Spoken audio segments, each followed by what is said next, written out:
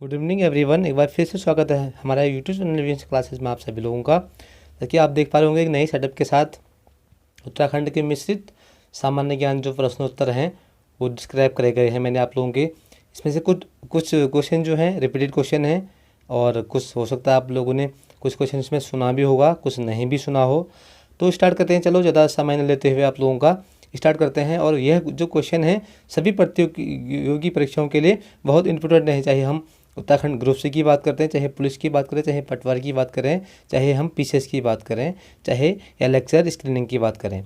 तो स्टार्ट करते हैं। जो उत्तराखंड में 16वें वन रिपोर्ट के अनुसार जो राज्य में वन आच्छादन क्षेत्र प्रतिशत है उसका प्रतिशत है 45.44% है। और अगर हम बात करते हैं उसकी जो वर्ग किमी की, तो क्षेत्रफल जो है उसका 24,303 वर्ग किमी उसका क्षेत्रफल है और 30 बार ये 2019 की रिपोर्ट के आधार पर है। ठीक है। और अगला क्वेश्चन जो है, राज्य में जड़ी बूटियों के संरक्षण के लिए जिलेवार वेचस सहकारी संघ की स्थापना कब की गई थी? और यह स्थापना जो की गई थी हर जिले में जो जितने भी जड़ी बूटियाँ हैं उत्तराखंड से रिलेटेड, चाहे हम जो सालम पंजे हैं, चाहे कुटकी हैं, चाहे मिश्री है, ये जो जितनी भी जड़ी बूटियाँ हैं औषधि के लिए जो जड़ी बूटियाँ उपयोगी हैं उनके लिए हर जिले में राज्य सरकार ने एक संरक्षण के लिए एक योजना बनाई थी और एक संघ बनाई थी और उसकी स्थापना 1980 में करी गई थी। ठीक।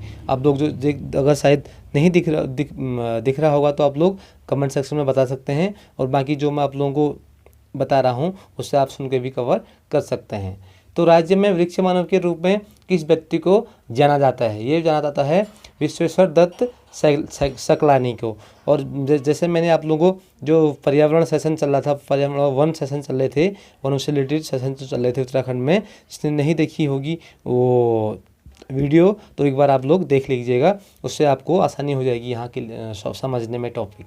तो जो है विश्वेश्वर दत्त सकलानी को वृक्ष मानव के रूप में जाना जाता है और इनने जो है कि पर्यावरण में इनका भी योगदान बहुत महत्वपूर्ण रहा है। तो अगला क्वेश्चन है, राज्य में जेट्रोफा उत्पादन के लिए जो कार्य किए जा रहे हैं वृहद स्तर पर कार्य किए जा रहे हैं और जेट्रोफा का किए जा रहे हैं और जिससे जेट्रोफा का क्या है, तेल पौधे के किस भाग से तैयार किया जाता है?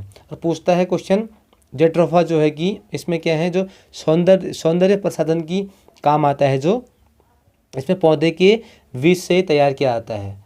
ठीक। बहुत बार पूछे गए हैं इस टाइप के क्वेश्चन, तो मैंने आप लोगों को ये क्वेश्चन डिस्क्राइब करा रखा है। जो जेट्रोफा एक बार और सुन लीजिएगा। जेट्रोफा जो है इसके उत्पादन के लिए विभिन्न स्तर के कार्य किए जा रहे हैं उत्तराखंड राज्य में। तो इसी प्रकार जो जेट्रोफा है वो पौधे के बीज से तैयार किया जाता है और यह बायोडीजल बनाने के काम और सौंदर्य प्रसाधन के जो उपयोगी चीज़ें हैं उनको बनाने के काम आता है। तो अगला क्वेश्चन जो है, राज्य में जड़ी बूटियों के संग्रहण का कार्य सर्वप्रथम किस विभाग द्वारा शुरू किया गया था? यह किया गया था सहकारिता विभाग द्वारा 1972 में। ठीक है। तो जितनी भी जड़ी बूटियां हैं राज्य में, बहुत प्रकार की जड़ी बूटियां पाई जाती है उत्तराखंड में, तो उनके संरक्षण के लिए संग्रहण के लिए 1972 में एक विभाग बनाया गया था और जो उसका नाम है सहकारिता विभाग। इस विभाग की स्थापना 1972 में करी गई थी। तो अगला क्वेश्चन है, राज्य में जिलेवार भेषज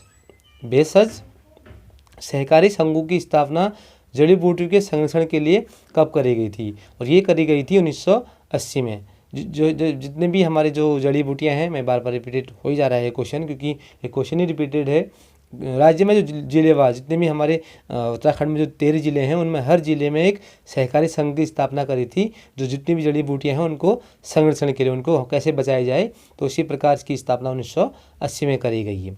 अगला क्वेश्चन है, टिहरी रियासत के विरुद्ध 30 मई 1930 में चले रवाई या तिलाड़ी आंदोलन का उद्देश्य क्या था? इसका उद्देश्य था नए वन कानून को समाप्त करना। ठीक है। जो ये क्वेश्चन मैंने आप लोगों को जब आंदोलन चले थे उसमें बता दिया गया है, तो आप लोग क्लियर कर लेना जिसने अभी तक नहीं देखे हैं सेशन, तो एक बार आप देख लीजिएगा, उससे आप लोगों को यहाँ समझने में आसानी हो जाएगी। तो नए वन कानून को समाप्त करना उसका उद्देश्य था जो 30 मई 1930 में हुआ था। तो अगला क्वेश्चन जो है, राज्य में औषधि पौधे की खेती सर्वप्रथम शुरू की गई थी और ये करी गई थी बेलाडोना की और 1903 में शुरू करी थी। जो बेलाडोना है एक औषधि पौधा है, इसमें विशेष प्रकार की दवाइयाँ बनती हैं, इससे औषधियाँ बनती हैं। तो उस प्रकार बेलोडाना 1930 में इसकी जो खेती करी गई थी 1903 में करी गई थी। अगला क्वेश्चन है, राज्य का कितना प्रतिशत भाग पर्वतीय है। जैसे क्वेश्चन बहुत बार पूछा गया है, ये क्वेश्चन भी रिपीटेड क्वेश्चन है। 86.07% जो हमारा उत्तराखंड राज्य है, इसमें जो पर्वतीय भाग है वो 86 है। इतना आप लोगों को क्लियर हो गया होगा। अगर नहीं दिख पाए तो कमेंट सेक्शन में आप लोग बताइएगा, और जो मैं बोल रहा हूँ उससे आप लोग नोट कर सकते हैं। उत्तराखंड में जो खनिज नीति की स्थापना करी गई थी, यह 4 अप्रैल 2001 को इसकी स्थापना करी गई थी। ठीक है, जो अगला क्वेश्चन है, राज्य में पौधरोपण नीति कब लागू करी गई थी।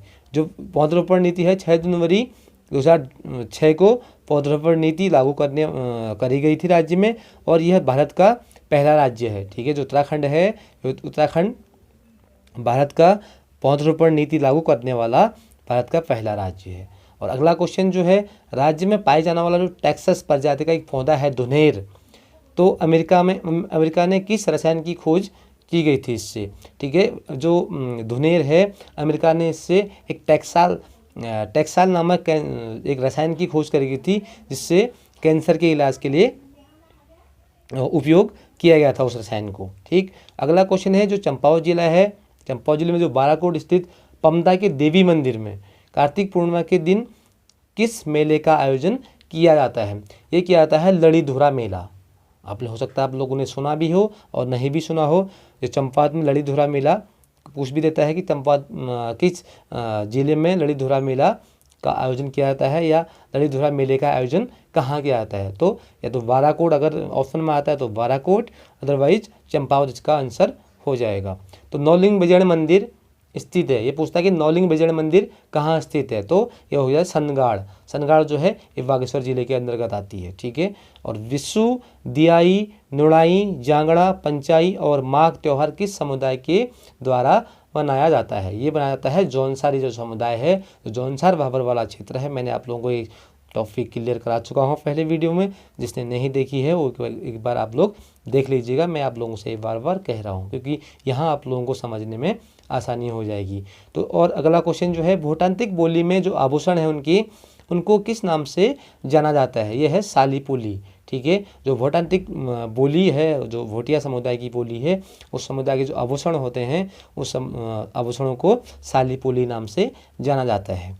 और गढ़वाल में भूमि नापने की जो सबसे बड़ी इकाई कहलाती है वो कहलाती है जूला।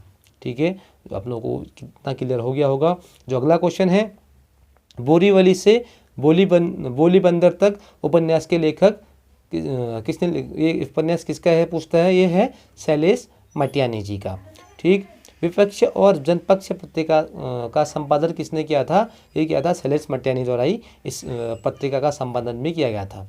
हिलांसी नामक रचना किस प्रमुख कवि की है। अगर पूछता है हिलांसी नामक रचना किस प्रमुख कवि की है, यह है भगवती प्रसाद पांथरी जी की। ठीक, क्योंकि आजकल आप लोग देख पा रहे होंगे बहुत सारी रचनाएं उत्तराखंड के एग्जामों में पूछी जा रही हैं। तो ये जो है ये एग्ज़ाम की दृष्टि से बहुत महत्वपूर्ण होता है क्वेश्चन, और ये व्यक्तिगत तौर पर भी मुझे ये बहुत क्वेश्चन इंपॉर्टेंट लग रहा है, क्योंकि हिलांसी नामक रचना किस प्रमुख कवि की है, तो भगवती प्रसाद पांथरे की हो जाएगी। और अगला क्वेश्चन जो है, कुमाऊं क्षेत्र में विभिन्न संस्कारों के अवसर पर गाए जाने वाले जो मांगलिक या शकुना गीत या शकुनी गीत कौन सा है। यह है फाग। अपने विशेष शुभ अवसरों पर देखा होगा, जैसे जो जनेऊ संस्कार हैं, चाहे वो विवाह है, चाहे कन्यादान है, तो जितने भी उत्तराखंड में हमारे जो संस्कार हैं उन संस्कारों में जो गाया जाता है, शकुनी आखिर भी कह सकते हैं इस गीत को, तो यह है फाग है। लामड़ किस प्रकार का गीत है। यह है प्रणय गीत। आपने सुना होगा गढ़वाल क्षेत्र चाहे कुमाऊं क्षेत्र में की बात करें, लामड़ ये गीत जो प्रणय गीत है, यह बहुत महिलाओं द्वारा इस गीत को गायन किया जाता है। अगला क्वेश्चन है, उत्तराखंड में पहाड़ नामक संस्था का संबंध किससे है। यह पूछता है, ये क्वेश्चन पूछा भी यह है पुराने पेपर में, आप लोग देख ही लीजिएगा। उत्तराखंड में पहाड़ नामक संस्था का संबंध किससे है पूछता है। यह है अस्कोट आराकोट अभियान से। इसकी शुरुआत शेखर पाठक द्वारा करी गई थी 1974 से 2014 की बीच। हर 10 सालों में यह शुरुआत करी गई थी। यह एक अस्कोट आराकोट अभियान के तहत इस योजना की इस संस्था की शुरुआत करी गई थी। ठीक है, और जो कड़माल में रोहेलों का आक्रमण किसके शासनकाल में हुआ था पूछता है, तो यह है कल्याण चंद चतुर्थ के शासनकाल में 1730 से 1748 के बीच में हुआ था। और अगला क्वेश्चन जो है, राज्य में स्वतंत्रता आंदोलन के दौरान 1932 में किस महिला आंदोलनकारी को जिंदा या मुर्दा पकड़ने का आदेश जारी किया गया था? और यह किया गया था कुंती वर्मा को। जो कुंती वर्मा थी, जो स्वतंत्रता, इनकी बहुत महत्वपूर्ण भूमिका रही है स्वतंत्रता आंदोलन में। तो कुंती वर्मा को जो ब्रिटिश शासन थे, ब्रिटिश द्वारा, उनने यह निर्णय लिया था कि इस महिला को जिंदा या मुर्दा पकड़ने का आदेश जारी किया था कुंती वर्मा को। देखो अब आता है क्वेश्चन, कोटा खर्रा आंदोलन का उद्देश्य क्या था? भूमिहीनों को भूमि वितरण कराना ही उनका उद्देश्य था। मैंने आप लोगों को जब आंदोलन चले थे तब भी ये क्वेश्चन मैं आप लोगों को करा चुका हूँ। राज्य में अगला क्वेश्चन देखेंगे, राज्य में टर्शियरी जो प्रकार की मृदा पाई जाती है, यह पाया जाता है शिवालिक पहाड़ियों और दोन क्षेत्र में पाई जाती है। ठीक है, अब अगला क्वेश्चन है, उत्तराखंड में एक नाली जमीन कितने वर्ग मीटर के बराबर होती है? यह होती है 200 वर्ग मीटर के बराबर। एक नाली जमीन जो है यह होती है 200 वर्ग मीटर के बराबर। राज्य में अभिनव जवाहर योजना संबंधित है। अगर पूछता है क्वेश्चन चारा विकास है। ठीक है, ये भी पूछ सकता है कि अभिनव जवाहर योजना किससे संबंधित है? ये है चारा विकास से। तो आज का टॉपिक यहीं पर को समाप्त होता है। और कमेंट सेक्शन में बताना, अगर क्लास पसंद आए तो लाइक शेयर जरूर करें। धन्यवाद।